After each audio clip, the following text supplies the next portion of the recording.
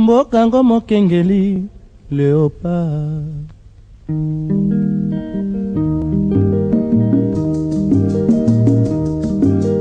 Mikolo tosekelaki na mosolo ya mboka Kongo ekoki. Tofungwani misolelo tomoni bozoba nyonso tosali mpo ya kobongisa Kongo aveni. Ebongi tosala moto nyonso ata mwana. Kongo ya mosolo mpembe ya nzoku, Kongo ya bwanya kasa ya mbila, Kongo ya makasi moto ya nkoi.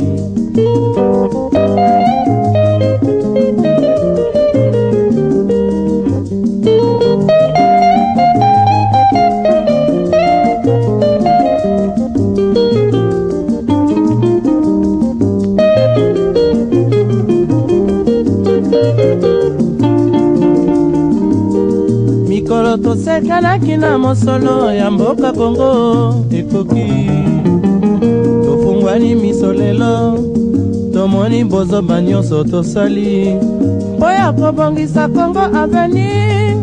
Ebongi tosala bandeko balandi ya émission Kongo Mboka na biso boye bolamu na émission na bino oyo bolandaka chaque vendredi pe chaque samedi na 8h15.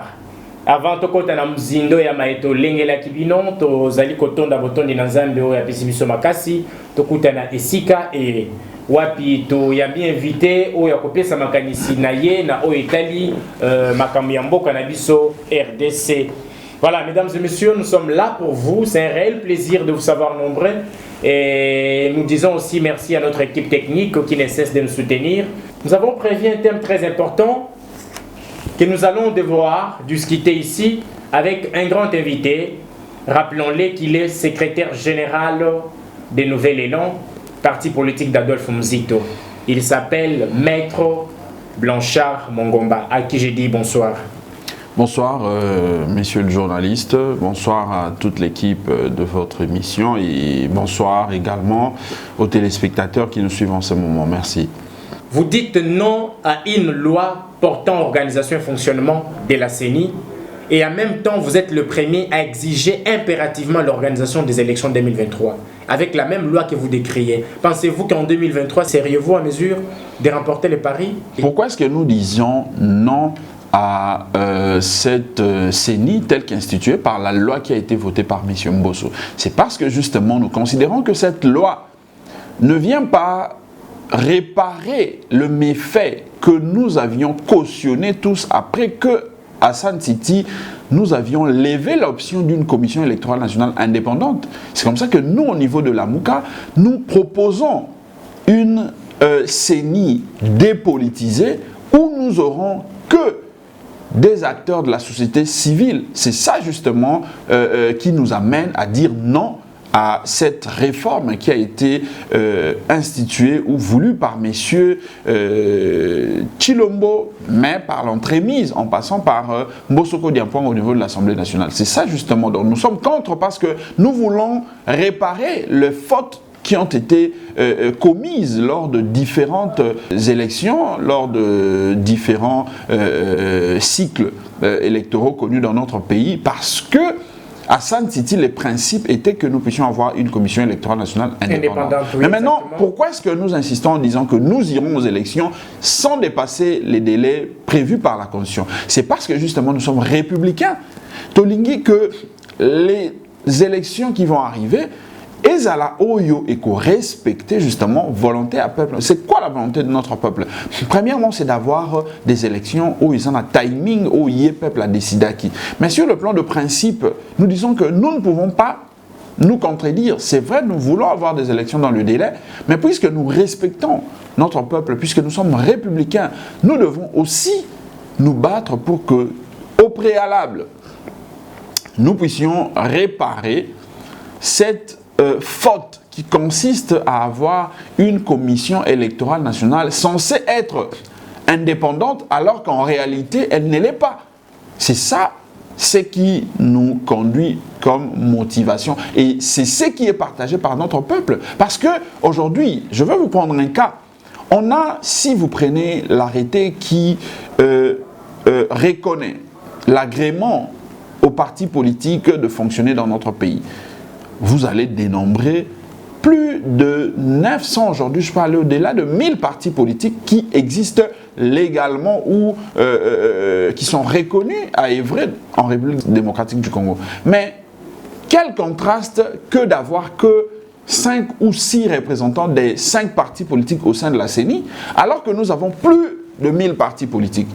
C'est quoi cette affaire? Vous montrez que c'est déjà une tricherie organisée à ce niveau-là. Mais nous disons qu'au lieu de prédire déjà le résultat des élections, en envoyant les acteurs politiques qui vont jouer d'une manière ou d'une autre le jeu de l'air parti politique au sein de cette commission électorale nationale indépendante, autant mieux baliser les chemins de maintenant de manière à éviter les contestations, en tout cas les crises après la publication de résultats à venir. D'accord, Maître Blanchard. Rappelons que vous êtes le secrétaire général de Nouvel Élan, parti d'Adolphe Mzito, actuel coordonnateur de la plateforme politique Lamuka.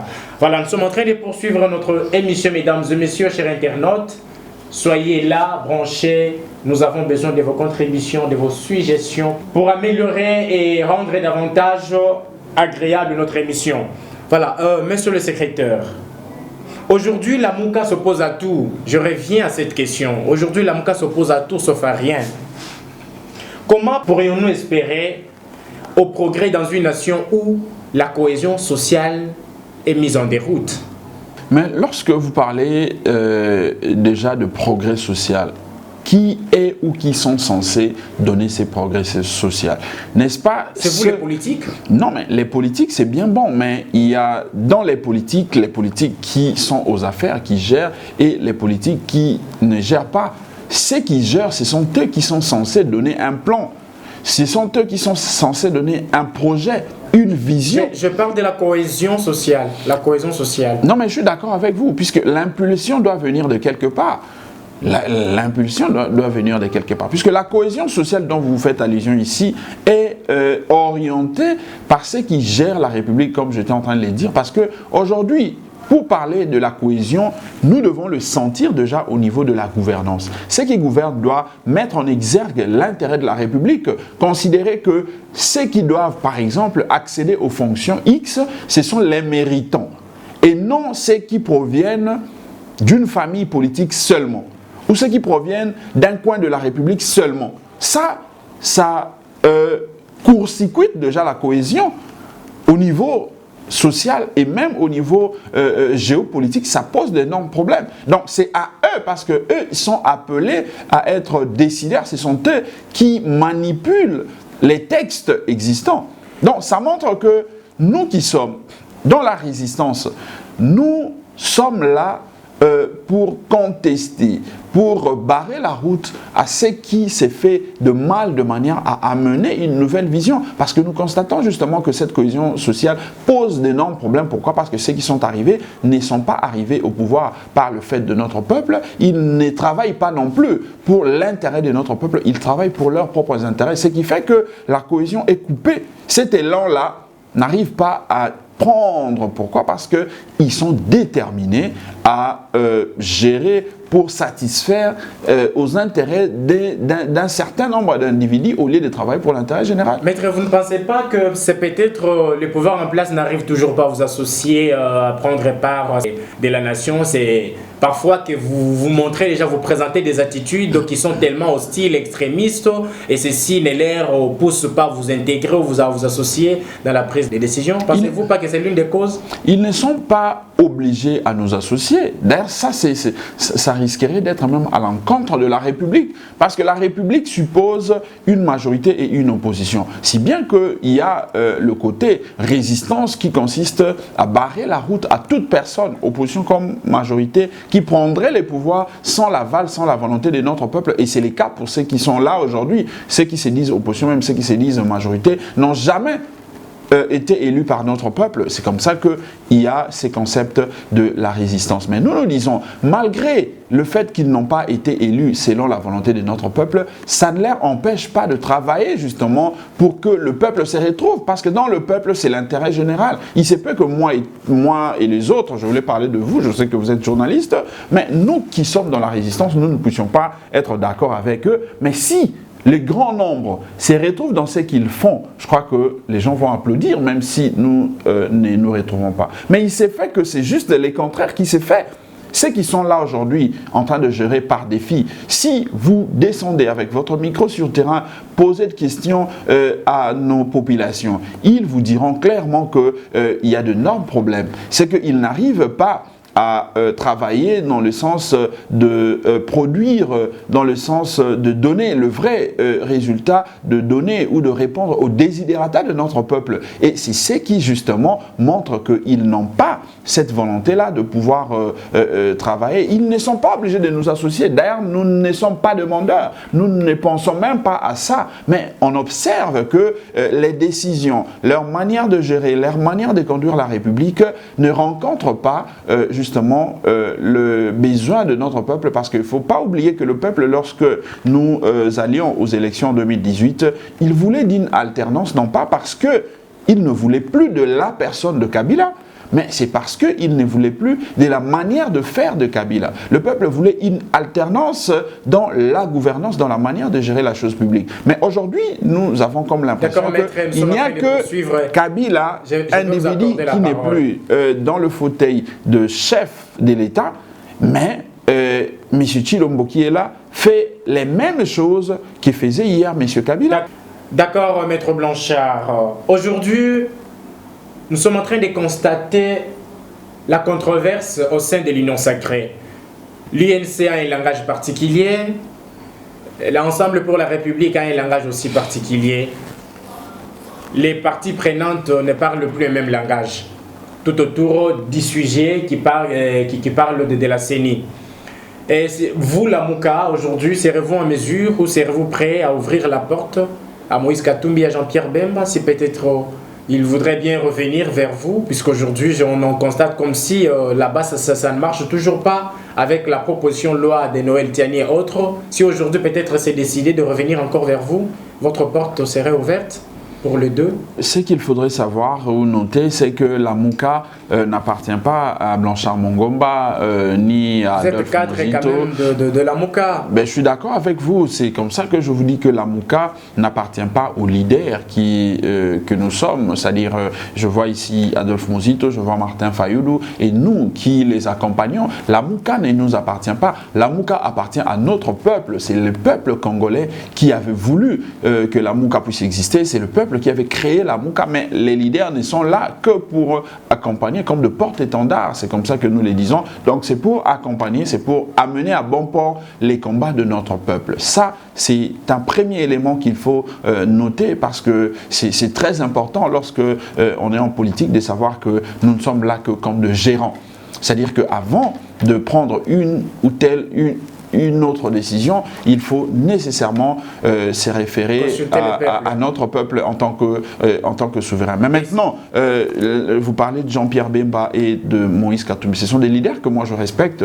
Jean-Pierre Bemba est un grand leader qui a un parti qui est bien installé en République démocratique du Congo. Moïse Katumbi, c'est un leader qui a fait aussi son nom, il existe politiquement, on ne peut pas nier. Mais maintenant, le peuple, lui, par rapport à son combat, le peuple a besoin non pas de personnalités qui existeraient politiquement, il n'a pas besoin des partis politiques qui existeraient, mais le peuple a besoin des partis et des personnalités qui sont dans son combat, qui sont dans sa lutte. Est-ce que pouvons-nous aujourd'hui, après tout ce qui s'est passé en 2018, après tout ce qui s'est passé au retour de Genève, dire que Jean-Pierre Bemba ou Moïse Katumbi sont dans le combat de notre peuple? Ça, moi, je ne sais pas répondre à ça, mais c'est à notre peuple de répondre, parce qu'il suffit de voir le fait d'avoir dit haut et fort que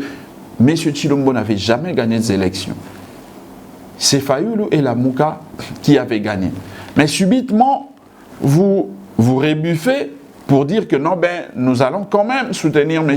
Tshilombo parce que nous estimons que c'est lui le président de la République. Et notre peuple qui continue jusqu'à ces jours à se battre pour la vérité des urnes, qui continue à se battre pour recouvrer sa souveraineté qui a été dérobée, qui a été confisquée par ceux qui sont là aujourd'hui et qui gèrent par défi, pourrait-il considérer que ces gens-là, ou ces personnalités-là, grands leaders qu'ils soient, se battent vraiment pour ses intérêts? Ça, je crois que notre peuple est mieux placé pour répondre. Donc moi, je ne peux pas m'arroger ces pouvoirs-là de décider oui ou non si Jean-Pierre doit revenir. Donc je crois que la question, il faudrait... Et si peut-être, maître, les peuples vous accordez ou vous donnez cet aval-là, vous en tant que...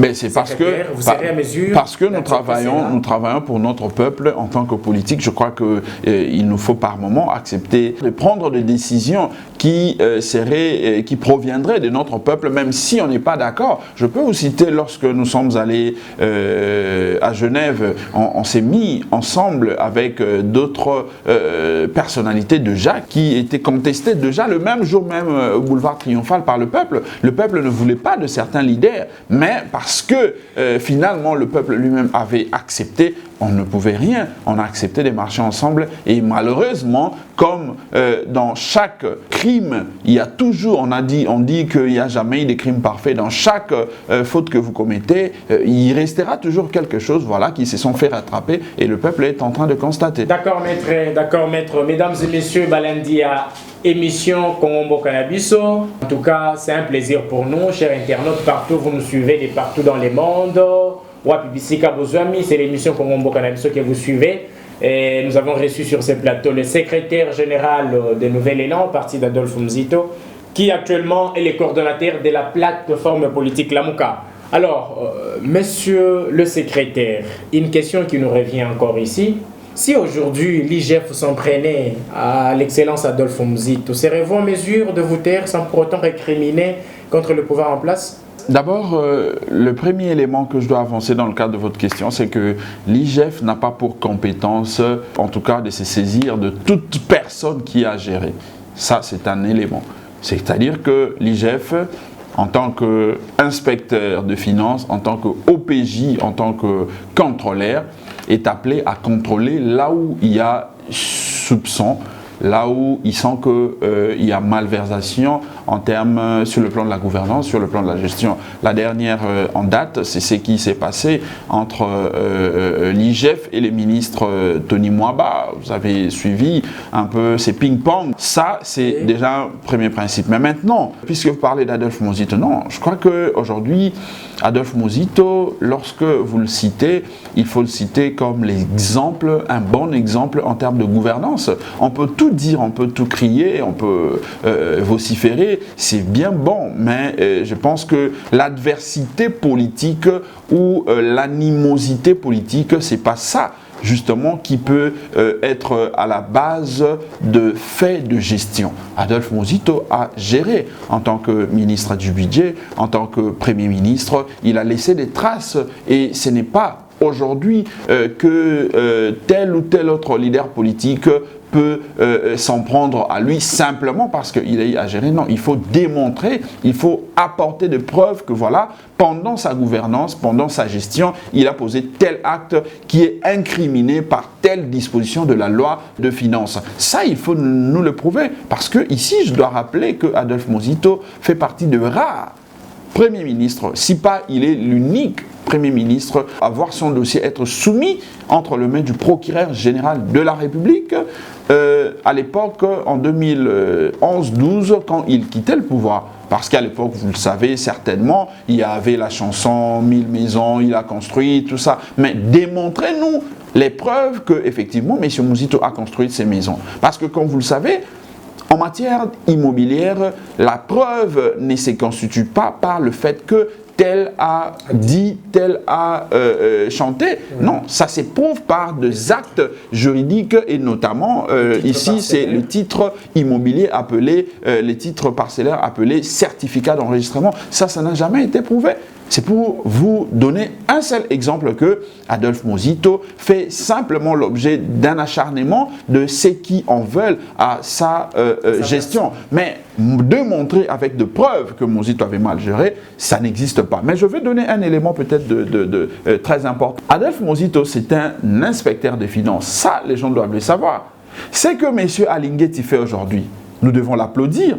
Mais c'est la preuve que Adolphe Muzito, il gérait bien, non pas parce qu'il avait des gendarmes derrière lui, mais c'est parce qu'il avait le réflexe d'un inspecteur de finances. En tant qu'inspecteur de finances, il sait que lorsque je gère l'argent de l'État, je dois aller à gauche, mais voici mes limites. Je ne peux pas outrepasser, je ne peux pas aller au-delà de ce qui m'a été accordé comme ligne des dépenses.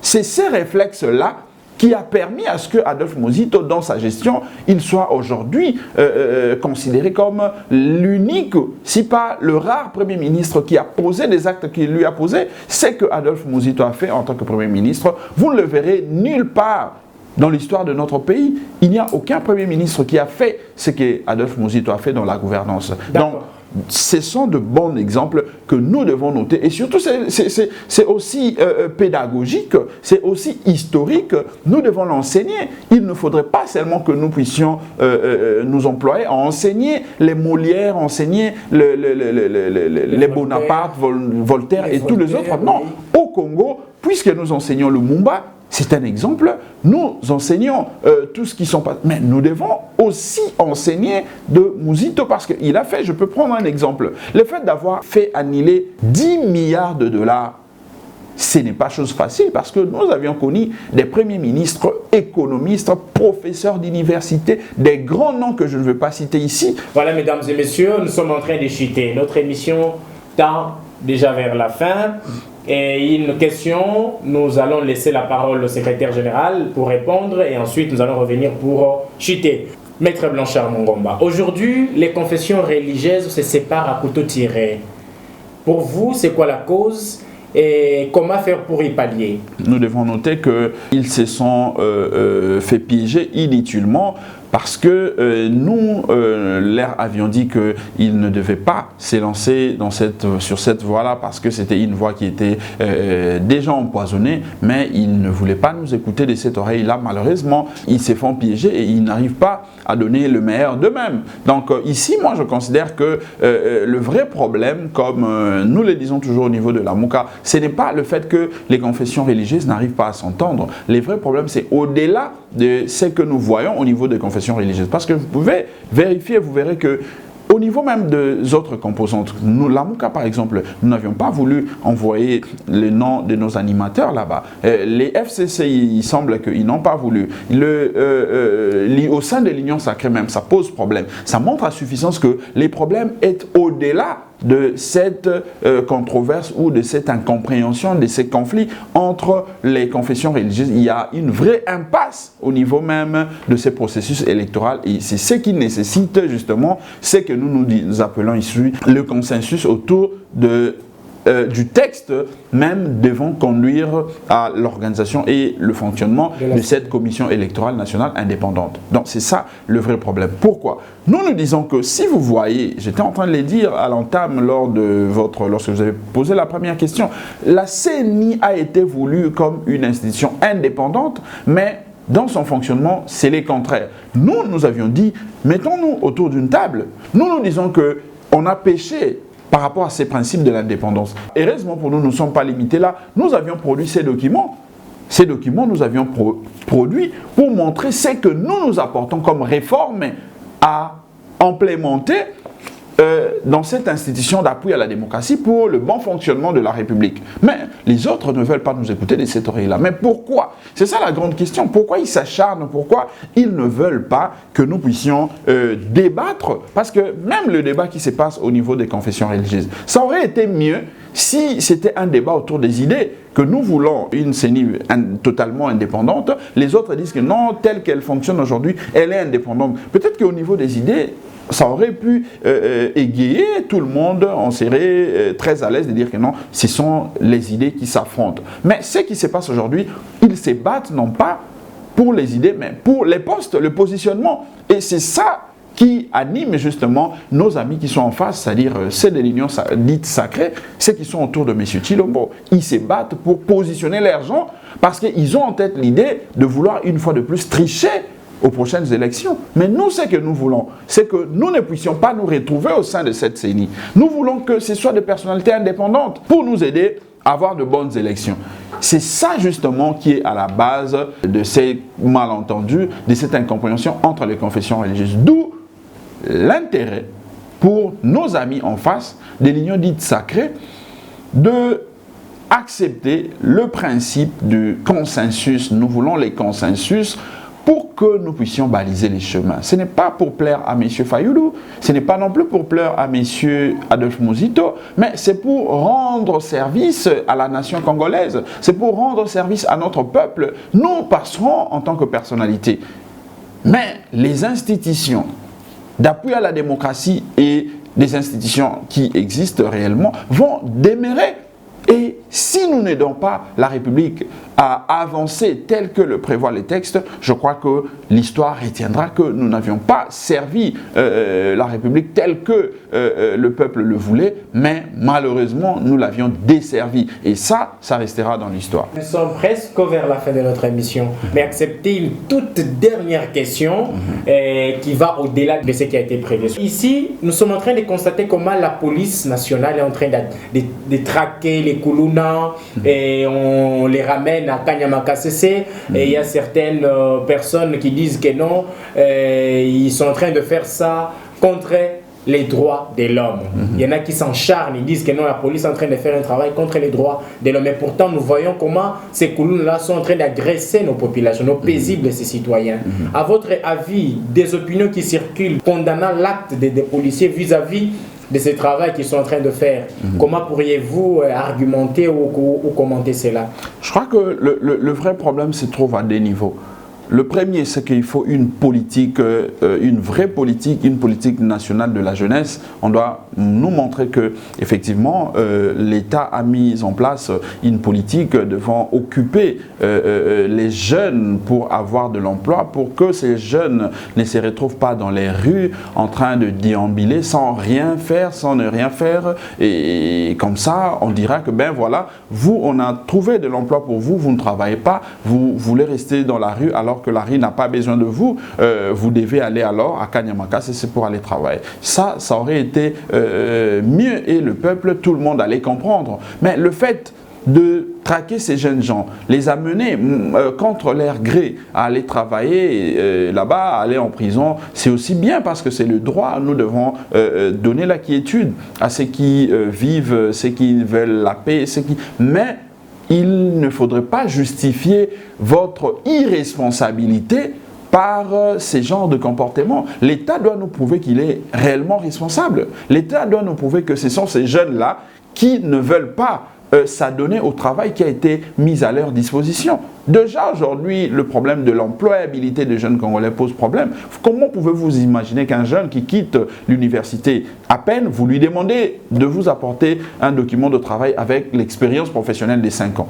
Vous voyez déjà que ça pose problème. Donc l'État doit travailler, nous montrer quelle est la politique qu'il met en place pour l'occupation de jeunes. Deuxièmement, il faudrait une politique, une réforme réelle au niveau de l'armée et même de la justice de notre pays. Les régimes pénitentiaires, nous devons comprendre, lorsque l'on amène les gens à Kanyama-KCC, tout ça, c'est prévu comment ça doit être fait pour que ça ne donne pas l'impression qu'on est en train justement de violer les droits de l'homme, qu'on est en train de faire à ces jeunes gens le travail qui n'a pas été voulu. C'est ça justement le côté un peu complexe de ce qu'ils font, si bien qu'on peut toujours s'en réjouir parce que ça diminue le taux à la limite de la délinquance au niveau de la ville de Kinshasa. Mais au-delà de ce que nous voyons, il faut analyser un peu plus loin pour voir si ces jeunes-là avaient de l'emploi, est-ce qu'ils allaient être en train de se comporter tels qu'ils se comportent aujourd'hui? C'est ça la grande question. Donc l'État ne doit pas fuir ses responsabilités, il doit se placer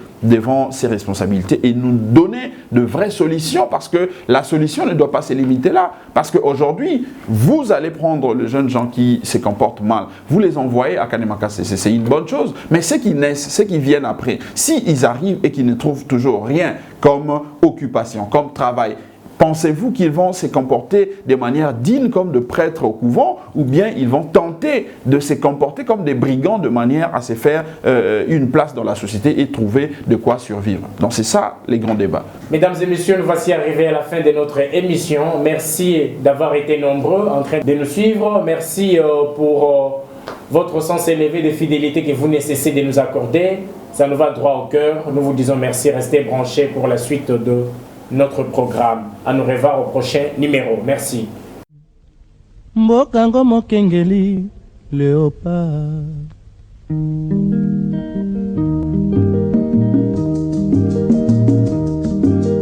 Mikolo tosekanaki na mosolo ya mboka Kongo ekoki. Tofungwani misolelo tomoni bozoba nyonso tosali po ya kobongisa Kongo Avenir. Ebongi tosala moto nyonso ata mwana. Kongo ya mosolo mpembe ya nzoku, Kongo ya bwanya kasa ya mbila, Kongo ya makasi moto ya nkoi.